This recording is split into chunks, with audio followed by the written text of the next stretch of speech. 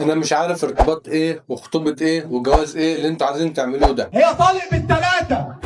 هو انتوا مستغنين عن صحتكم؟ ما هي مش بس العلاقات حلوة في البدايات، دي كمان بتزود الفات. يخرب بيت الجواز واللي بيتجوزوه. فبص بقى، اي حد داخل على علاقة جديدة سواء جواز او خطوبة او ارتباط يتفرج على الفيديو ده الاول عشان ما يجيش بعد كده ويشتكي. تعالوا بس كده واحدة واحدة وكله هيخس.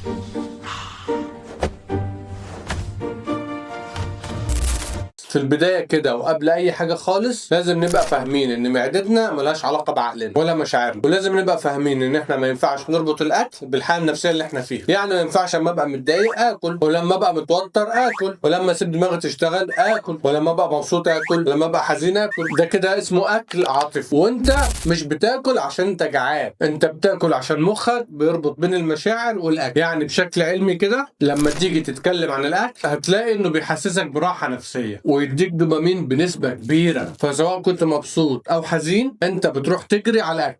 اجري يا مجدي. فبتحس بفرق لو حزين، وهتحس انك بقيت احسن، ولو فرحان هتحس انك بقيت فرحان اكتر واكتر. طب انت بالذات ليه لازم اكلك ما يبقاش عاطفي؟ لان حضرتك ببساطه بتاكلي من غير جوع، ويا ريت بناكل اكل صحي او حتى يساعدك على الحرق. انت بتاكلي اكل مليان سعرات حراريه. ترفع سماعه التليفون وتطلبي سوبر ماركت بالليل وتجيبي من عنده لمبادة وشمعدان وشيبس بالجمبري وبيبسي وعصاير وحاجات ممكن تزودك 2 كيلو بالليل، لانك بتدي جسمك سعرات اكبر من اللي انت محتاجاها، والاكل ده اصلا ما بيشبعش. وبعدها ترجعي تحس بالذنب ونلف في دايره طويله عريضه ما بين الاكل والمشاعر. فبالتالي الاكل لما يرتبط بالمشاعر بيزود الوزن، فيبقى صعب جدا انك تخسري الوزن اللي انت زدتيه ده. طيب اصلا احنا ليه مشاعرنا بتخلينا ناكل؟ خلينا نقول مثال. واحده دلوقتي كانت خارجه مع حد معجب بيها وقال لها بحبك، وهي قالت له انا بحبك، ومبسوطين وزي الفل. روحت البيت وفتحت التلاجة، جابت حلة المحشي اللي مامتها كانت عاملاها وقعدت تنقنق فيها، وبعدها عملت عصير وشوكولاتتين واكلته. طيب ده عشان هي فرحانة. لو هي بقى راجعة من بره مع نفس الواد اللي كان لسه بيقول لها بحبك ومعجب بيكي وقال لها مش هينفع نكمل مع بعض، وانت تستاهلي حد احسن مني بكتير، الكليشيهات اللي احنا كلنا عارفينها دي.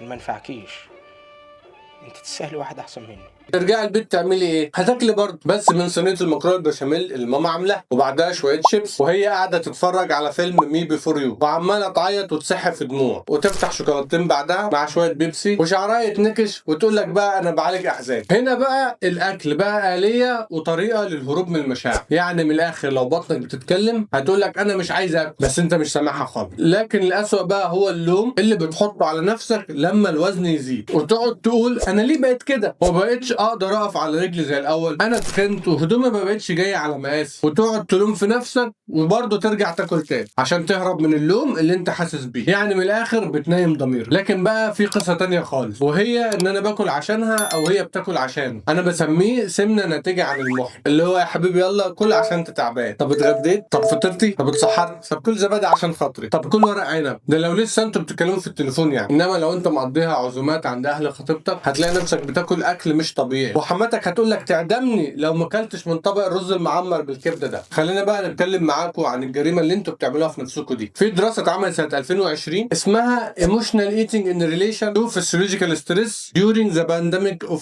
COVID-19. الدراسه دي اتعملت على 580 شخص في كليه طب جامعه طنطا في اواخر فتره الكورونا، ومهمه الدراسه دي انها تربط بين التوتر النفسي والاكل العاطفي وزياده الوزن. الدراسه دي يا استاذه قالت لك ايه؟ قالت ان 45% من الناس ديت وزنهم زاد خلال فتره الكورونا، والدراسه اكتشفت ان في علاقه اساسيه بين زياده الوزن والتوتر. يعني ببساطه كل ما الانسان يبقى مضغوط نفسيا كل ما كانت فرصته انه ياكل لاسباب عاطفيه اكبر، فبالتالي وزنه بيزيد ويتخن ويكلبس. وفي دراسه تانية اتعملت في جامعه في المنصوره على شويه مراهقين مصابين بالسمنه، طلع ان في 90% منهم وزنهم زاد وبقى مريض سمنه بسبب الاكل العاطفي العالي. وهنا الدراسه قدرت تعرف العلاقه القويه بين الاكتئاب والقلق وبين الاكل العاطفي عند الاطفال، خصوصا اللي عندهم سمنه. فقبل ما نبدا نخش في اي علاقه جديده او نرتبط او نحب ونخرج ونروح ماك او بازوكا او ناكل عند بلبن او نضرب اكله سمك عند شعبان والحاجات الجميله اللي انتوا عارفينها دي، لازم نتعلم الاول ما نربطش مشاعرنا بالاكل. طب ازاي نوقف اكل العلاقات ده؟ اول حاجه لازم تعرفها، وبالذات حضرتك انت، تعرفي الفرق ما بين الجوع الحقيقي والجوع العاطفي. يعني الجوع الحقيقي اصلا بيجي بشكل تدريجي، لما جسمك يبدا يفقد طاقه بيحتاج يتشحن، فبالتالي جسمك بيقول لك انا جعان. لكن بقى الجوع العاطفي عاطفي ده حاجه تانية، بيجي فجاه كده. ممكن تبقي لسه واكله من شويه لكن بعدها تقومي تفتحي التلاجة عادي وتنقنقها في اي حاجه، وده اللي اسمه الجوع العاطفي. تاني حاجه بقى لازم تعملوها، دي مهمه جدا جدا، انك تراقبي نفسك كويس وتكتبي كل يوم انت اكلت ايه وعملت ايه، عشان تفهمي